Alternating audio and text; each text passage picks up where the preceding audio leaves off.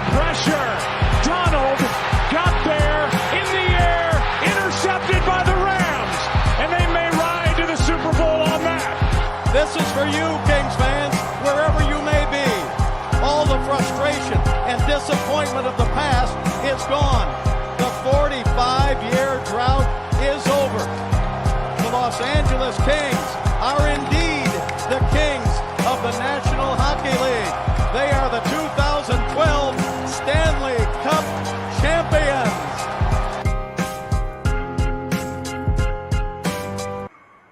What's going on, guys? Welcome to another post-game live here on Dime Dropper for the 2024-25 NBA season. Before we get started, you know the drill. Make sure you're subscribed to YouTube for all things LA Pro Basketball and NBA, and of course, LA Sports. Your home for all things Lakers and Clippers right here on Dime Dropper. We're live from Los Angeles, and it's Dime Dropper's favorite kind of episode, Lakers, Clippers. It was last night. I had my rec bubble league that I was just coaching in today as well. I coached the 11 and 12-year-olds on Saturdays, the 13, 14, 15 on Friday nights. So I was not able to watch the game live, was not able to record. So let's get 30 minutes tops right here in this episode. We're going to try to get through everything. And it was a 106-102 loss to the Lakers. We're now 1-2 against them this season. And yeah, we're live from Los Angeles as always. Super chats are turned on if you want to drop $1 or a dime. But this was a disappointing loss, and it starts with our star players. I talked about it on Locked On Clippers, but honestly, let me just stop the diplomatic bullshit. James Harden, this is the type of shit I was talking about when we got him. When the big games come around, the games I really need, I needed something here, James. And what are we seeing? A bunch of bricks. But you know what's worse than a bunch of bricks? Because he actually played better defense in this one than offense, in my opinion. Like, when LeBron and Luka tried to go at him, because you know what's funny? Our matchups, and Dorian Finney-Smith played instead of Rui. And by the way, I didn't talk about the Lakers-Timberwolves game. I might say something on that if we have time. But that was a really solid win, but very much a tale of two halves for the Lakers. First half against Minnesota, they were amazing. Second half, they were very stagnant. I thought Ty Lue saw that in the second half against Minnesota and was like, if we switch a lot, and that means switching Zubac onto LeBron and Luka, because Zubac's disadvantage is his speed, not his strength. Luka he's going to beat you with strength more than he's going to beat you with speed. LeBron, historically, that's what has made him so unguardable is it's hard to find anyone that's strong enough and fast enough. It's to find the combination, back. Even now, LeBron still has the quick first step on Zoo, but it's not as bad. We can afford to let Zoo switch on him and hopefully get him to shoot contested jumpers. And right now, the way he's shooting is insane. He's going through one of those patches, LeBron, like we saw in the 2023 season before he got hurt, like we saw last year during the in-season tournament, where he's looking like, yo, has he turned back the clock to like year 17 again or year 18? But we'll see. Is it going to continue this way? Is he going to continue to be able to play this well defensively? Is he going to continue? Because against Minnesota, he was so active. I mean, he was guarding guys from Naz Reid to Rob Dillingham, deflecting passes to the interior, being solid on that backside. And you can tell with LeBron, he's got a new lease on life in terms of his defensive effort because he knows he's got a real chance to win a championship. And the defensive effort questions stem from him and Luka. So if he steps it up as a 40-year-old that's accomplished everything, that has people debating for him as I speak on various social media platforms that he's the greatest to ever do it, then Luka Doncic better fall in line. But I didn't expect us to win this game going into it without Norm, but they were on a second half of the back-to-back, so we had a solid chance, but I've deflected away from James Harden again too much. I'm so fucking nice to that fool. No, this fool James Harden, it's more than just missing shots. I started talking about good things he did. I can't wait till this is over where I don't feel like I have to say something good about Harden to say something bad. He was fucking ass. And you know what the funny part is about this guy is I'm so tired of this fake unselfish act that people are falling for. Like, this guy's always been about controlling the game. People think because he passes the ball and he does uplift guys, I think, behind closed doors, especially the guys that can benefit off of him. But the reason why I cringed at when he said he's the system, it's not that he's not a great offensive engine. It's that he still believes that the only reason, and his fans are just as delusional as him, if not more, actually definitely more, he thinks that he hasn't won because of every other reason but the way he plays. It's always because he didn't have the personnel. Like, the problem with Harden is inevitably as a player, you're going to have bad shooting games, right? The problem is when he has bad shooting games, the process is horrible. It's him dribbling out the clock, taking a contested shot, and then when he misses a three and he thinks he gets fouled, he does not get back. How many times did he not even jog back? I said this. Here's the funny part. I watched James Harden, unlike you motherfuckers. I watched every playoff game he's ever fucking played. And I talked about it on this channel. So when I see this shit that I was talking about before we got him, which is part of the reason I didn't want him, I'm not surprised. I'm not surprised. And it just, I'm not mad, actually. I'm actually in a great mood. Both my teams this weekend won. They did great. I'm really proud of them. But like when I get back on this mic and talk about the fucking Clippers, it's like when I get to just be myself and unleash the fact that this feels more like work because of these two. And look, James Harden's been great for what we paid James Harden to do. He has been great. He is an all-star. He's been a great ambassador for the franchise. And again, I'm doing the same thing again. I'm saying good shit before I say something bad. Fuck it. Until he's gone, I'm going to have to do that. And then I can go back to just trashing the way he plays basketball like I used to. But he's done a great job. But he himself, there's an inherent problem, is that he thinks that it's like the whole world revolves around him. Like when Kawhi Leonard came back into the game, right? And he was 1 for 4 in the fourth quarter. 1 for 4. So he was not shooting well. But in the game, I believe at this point, he was 7 for 16. I believe at this point. He comes back into the game, and we don't give him the ball to shoot until we are down 8 points. He comes back in, and it's a 4-point game. Harden proceeds to turn the ball. Him and Amir Coffey, one time Amir Coffey, who was terrible, by the way, and after I went to bat for him, he played like shit. James Harden, 2 turnovers, trying to dribble through a double team. It's like, bro, read the room. This is not your team. I saw people commenting on my last video. I'm still going to comment to everybody. I'll reply.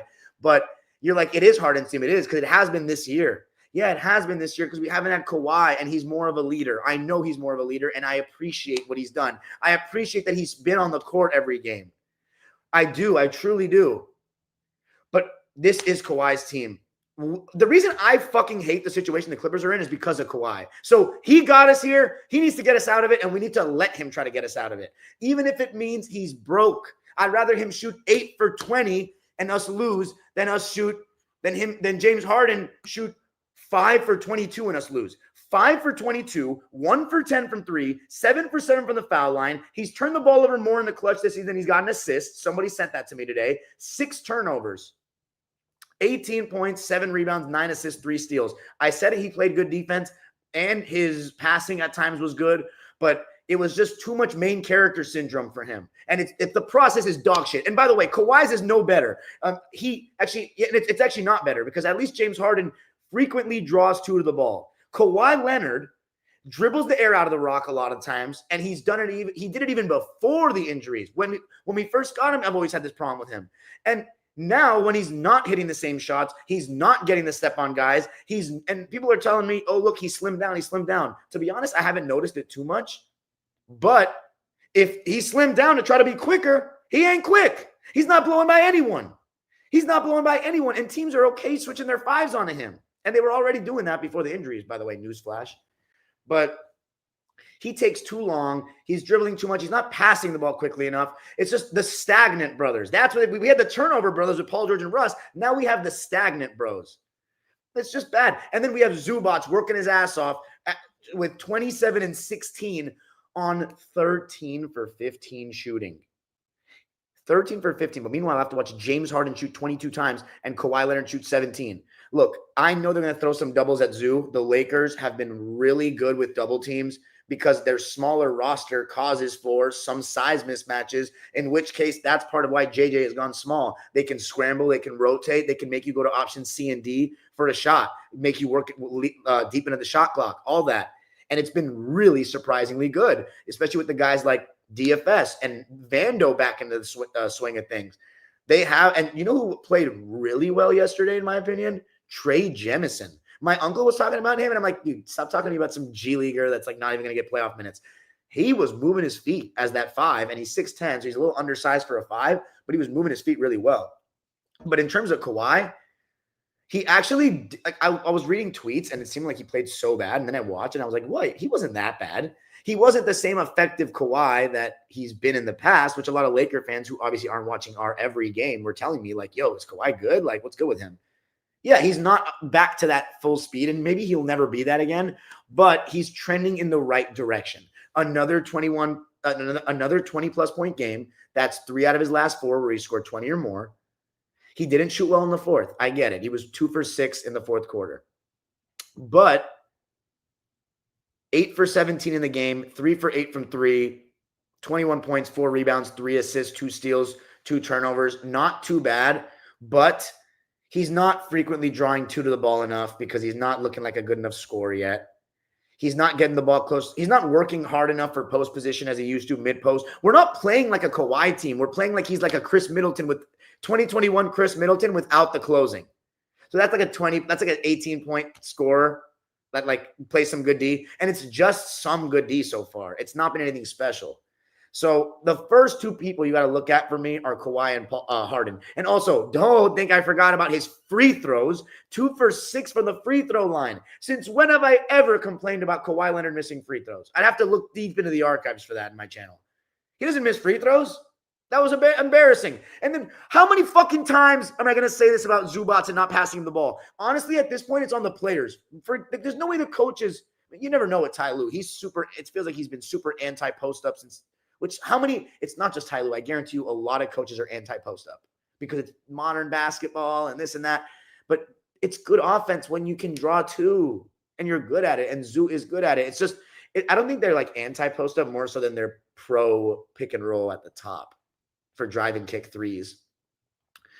Because with the post up, it's like it can stagnate your offense a bit. But you're telling me an ISO at the top doesn't either? Like, at least with the post-up, you're getting the ball inside, so you have to have rotations coming from the top, and the defense is not just staring at you with 10 eyes. It's absurd. Honestly, and I'm not joking, and it's not knee-jerk. I was watching the game, and I feel very strongly about this. We should consider trading Zoo this summer. I'm dead fucking serious, because he's the only guy that would give us something that teams would potentially – because you get Ivica Zubac going into his prime and actually treat him like he's supposed to be treated offensively – he's really good. Like, he can really help a team win. Just like he's helping us win. But we have no assets. If we can get some picks for him, I would do it. Like, I would really do it. Like, we need anything to kickstart this future because if we lose in the first round this year or the plan, like, and you want to convince fans that we're going to do another year of this with Kawhi, like, I was already checked out. I do this because fans from around the world have come up to me during games and said they appreciate my work. So, of course, I'm going to be – and plus – I love supporting the team, but Intuit don't change things for me. When I went to the wall, I was like, yeah, I got to be a part of this. So I just love the franchise. Like, I just love this team. The players themselves, we all know what I think about this team. That's it. And that, honestly, this is a testament to how much I fucking love this team is that I'm still doing dime dropper that I'm not getting paid a cent for. And I can't stand the direction of this franchise. I can't stand it. So think about how positive I'm going to be when we go away from this. But I'm dead serious. We might have to trade Zubac if we want to get some stuff for him. It's not knee-jerk. I swear to God, I'm going to back this up the rest of the year because he's so good. He's so good. He's my favorite player on the team. I'm going to buy his jersey, too, before the season ends. But, like, what are you going to tell me? Because I'm not even reading your comments. I'm dead serious. I'm not even going to read them tonight. I don't have time for that. I have a meeting at 8:15. So I'm not going to read your comments, unfortunately, for you, unless there's some super chats in there. It's not knee-jerk. It's like, oh, don't worry. When Norm comes back, we're going to be fine. Are we going to win the championship or go to the conference finals? Because without a good version of Kawhi, that's not happening. And we're not playing. We didn't put this team together. Like, the Kawhi era was not started for second round appearances. It's like we've been forced to accept mediocrity because of the hole Kawhi's put us in, and then nobody is calling him out for it. Although I'm actually wrong about that. Some people on Twitter have finally started to do it. But let's talk about the rest of the team, right? Matchups-wise, without Rui Hachimura, who missed the game with that injury he sustained against the Wolves, and Austin Reeves only played 9 minutes in this game. I'm pretty sure he got injured too, but I was so locked into the Clippers side of things, I forgot. Chris Dunn started out on Luka, Kawhi Leonard on Jackson Hayes. And the reason we did that is because if Luka wanted to do pick and roll with Jackson Hayes, we could just switch Kawhi on to Luka. And Jackson Hayes has no post game, so he's not taking advantage of shit. Chris Dunn on him. Kawhi on him. Zoo on Dorian Finney-Smith. Derek Jones Jr. on Jackson Hayes. And James Harden on LeBron. By the way, starting James Harden on LeBron. Well, it's because James Harden's very strong. And if LeBron wants a screen, we switch Harden off of him. DFS guarding Harden, Braun on Kawhi, Hayes on Zoo, Austin Reeves on Chris Dunn, and Luka on Derek Jones Jr. on their side of things. Both teams switching 1 through 4. Hayes was in drop coverage. The Lakers were letting Hayes switch on to Kawhi and LeBron on a Zoo because, of course, LeBron's got the strength to handle him a little bit. And then Kawhi, they're fine with Jackson Hayes guarding him. And they took my advice, the Clippers, that I talked about in the preview episode for Locked On, where we weren't playing drop coverage because LeBron and Luka, you don't want to let them get in the paint. We were hedging and recovering to start the game on Austin Reeves and Luka and relying on that backside. And, man, how well did Chris Dunn play? He was unbelievable. No fault of his that we lost, in my opinion. Same with Derek Jones Jr. But Chris was insane. If he's not an all-defensive player this year, I don't know. Because I can't speak on the other teams because I don't watch them every night. And defense is something that you have to watch every night to me. But he should be on a team. There's no way you can think of, 10 better defenders in the league this year? I don't think. We're the 3rd best defensive team in the league, largely because of him. His anticipation, his hands, whether it be a player driving to him and he's coming in for the steal, like Clyde Frazier style, or it's an interception. He's got such great anticipation, and it was amazing. He also started the game with 2 floaters. Kawhi had 2 left wing threes early, and we were up 17-7 to start. So I loved our start. I loved our physicality. Luke, by the way, I got to wait to talk about the Minnesota game, but there's been some more movement stuff from Luka on the Lakers side of things than I've seen in ever. Like him cutting to the basket. Like, since when did Luka cut? It was wild. Not wild, but impressive to see. And when Luka, LeBron are setting screens, trying to pass and pitch, or pitch and screen, they then become so hard to guard. Because it's almost like they're thinking, man, of course, if we want to ISO or play pick and roll, we can get a good shot every time down. But imagine playing off each other and moving with AR. Who's going to be able to guard that? I'll give you a hint. Me talking. Nobody. If LeBron and Luka are playing and moving, forget it. It's the fact that they're often unwilling to move without the ball. LeBron, obviously better than Luka. LeBron has had years of his career where he was, locomotive in transition, cutting all the time. And he's been more active about that the last couple of weeks, which is insane at his age. But Luka is the one I've been impressed with, that he's actually moving a bit. Zoo was switching on to LeBron and Luka, and honestly, I think he held his own. I'm not saying these were all with Zoo contesting because they were not, but Luka went 9 for 22 from the field in the game. And what was it from 3? He's not been shooting well. 3 for 9 from 3, 10 for 11 from the foul line. 31 points, 2 rebounds, 5 assists, 3 steals, and 6 turnovers. The fact that we had him turn the ball over more than assisting is really good. And then LeBron James only had 3 assists too and turned the ball over more as well. So I honestly thought the defensive game plan was pretty good. Of course, Luka did have that 8-point stretch late, which was vintage Luka against Zoo, creating space, knocking down tough threes. But it was an 8-0 Luka run. But all things considered, I thought our defense did a really good job on Luka. LeBron, on the other hand, I mean, he's been shooting so well lately, straight up so well, and was knocking down shots from mid-range, from 3. Actually, no, his 3-ball wasn't that great. He was 2 for 7 from 3 in the game, but 12 for 21 overall, 2 for 3 from the foul line, 28 points, 13 rebounds, 3 assists, 1 steal. He's been unbelievable lately. I can't lie. He's having that stretch, as I talked about, in 2023 before the foot injury and then in-season tournament last year.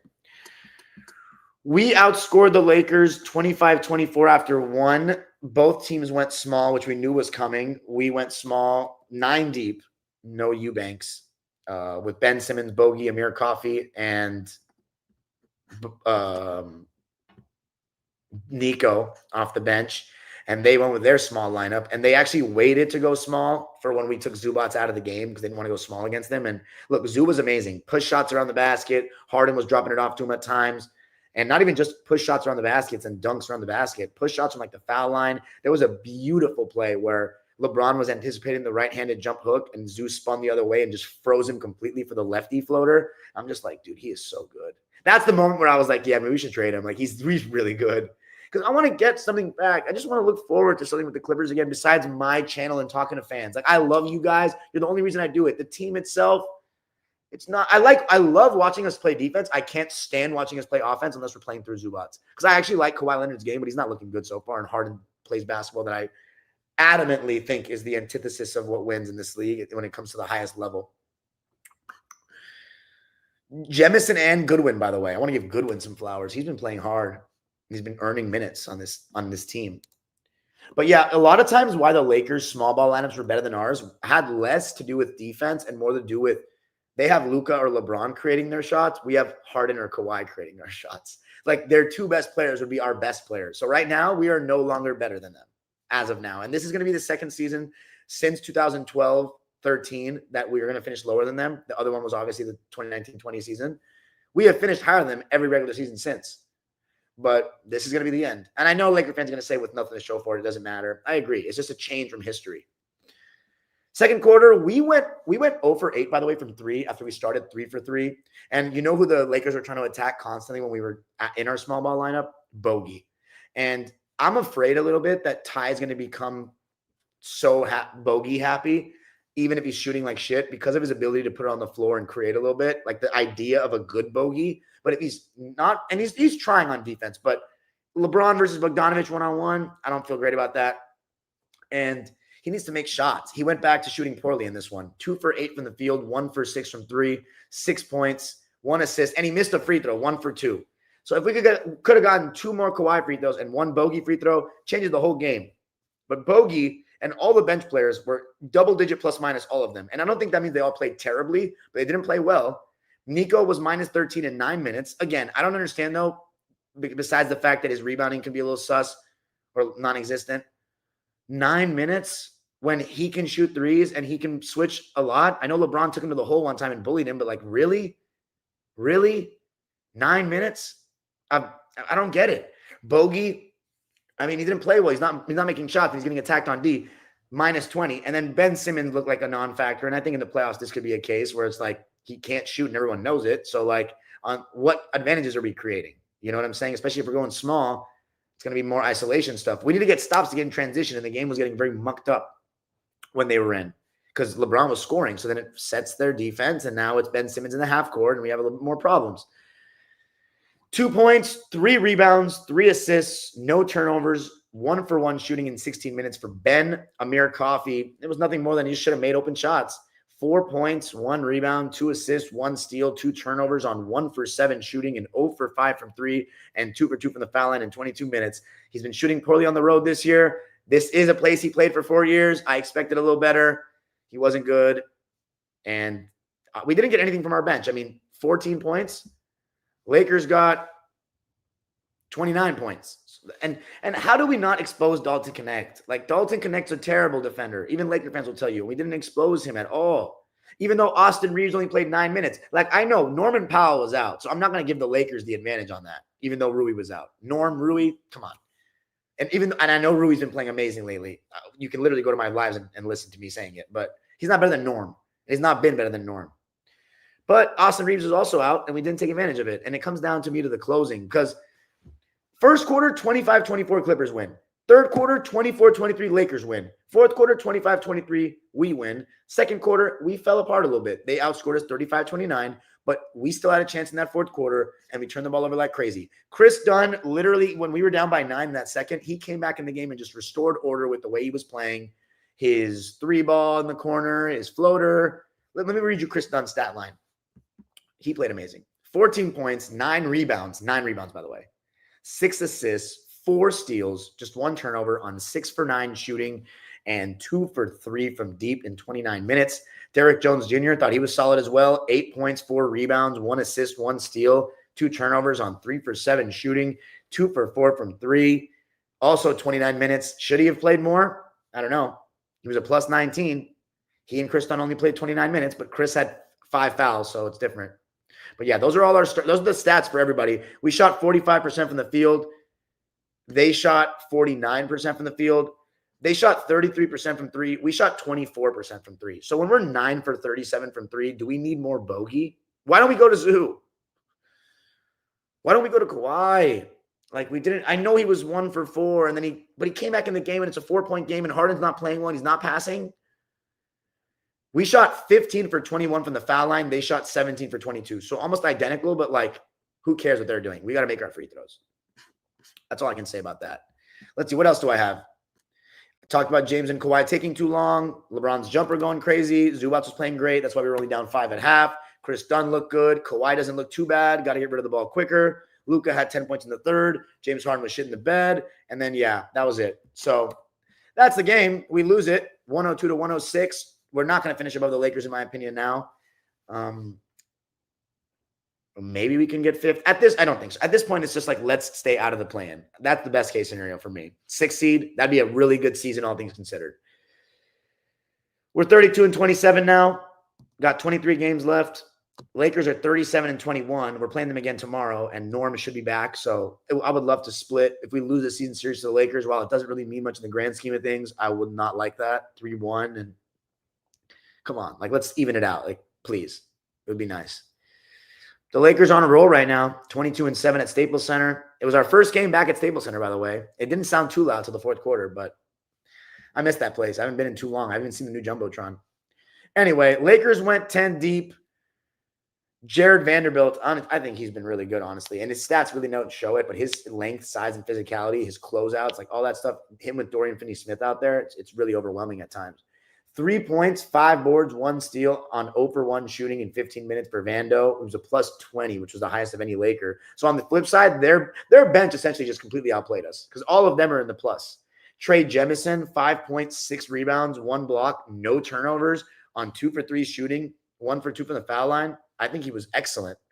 And then Gabe Vincent, 7 points, 1 rebound, 3 assists, 4 steals, and a block on 3 for 7 shooting and 1 for 4 from 3 in 26 minutes. He was solid, but again, unfortunately for you Laker fans, I was looking at this more from a Clippers fan perspective. Jordan Goodwin, really good game. 6 points, 5 rebounds, 2 assists, 3 steals, 1 turnover on 3 for 7 shooting. All his misses were threes. He was 0 for 3 from beyond the arc, and he was a plus 14. So he's been really good. And then Dalton Connect, 8 points, 1 board, 1 assist, 1 steal, 1 turnover on 3 for 6 shooting and 2 for 3 from deep in 18 minutes. I do not like that we did not expose him more. And then Austin Reeves, 6 points on 2 for 4 shooting, only played 9 minutes. Jackson Hayes, 5 points, 1 rebound, 2 assists, 2 blocks, and 2 turnovers on 2 for 3 shooting and 1 for 2 from the foul line. He's been serviceable, and that's all the Lakers need for now. We'll see in the playoffs. That'll be a different story, but he's been good. This is the best stretch of his entire career because he's never had a role like this. We're actually on a team that matters. Dorian Finney-Smith, I can't, even though his plus minus don't look great, he's good. He was good. I mean, without Dorian Finney-Smith, that's 1 less good defender, and it makes a huge difference. That's why single game plus minus is bullshit. 7 points, 5 rebounds, 3 assists, 1 steal, 1 turnover on 3 for 6 shooting and 1 for 3 from deep. Sometimes it backs up the eye test, like our bench didn't play well, but if you want to go by plus minus to decide if a player played well, that's not it. It can be a backing up point, but Luka, 31 points, 2 rebounds, 5 assists, 3 steals, 6 turnovers on 9 for 22 shooting, 3 for 9 from deep, and 10 for 11 from the foul line. Laker fans, let me know what you thought of his performance, because I thought we did what we needed to, but of course, he still contributed to the win. LeBron, for me, the player of the game, just because of his efficiency, 28 points, 13 rebounds, and I'm not the biggest efficiency guy, but I'll give it to him. 13 rebounds, too, 3 assists, 1 steal, 4 turnovers, and it felt like he was just missing less, which he was. 12 for 21 from the field, 2 for 7 from 3. All right, that's it for tonight, guys. I will catch you on Sunday night after the second battle of this one. Congrats, Laker fans, for the win, but we'll see you again on Sunday, and hopefully Norm is back. By the way, last word on Kawhi. He's trending in the right direction, but I'm still not fully sold. I won't make any judgment on if he can be the same version of himself until game 25 that he plays. He's 18 games in. He's averaging 17 points. His splits aren't too bad. By game 25, I will tell you if he'll ever be the same again. But if he's not, sheesh, I don't really know what to say. Now to the live subscribers waiting patiently in the chat. All right, I got 5 minutes, so I'm not even gonna be able to read all these. I'm just gonna go all out. All right.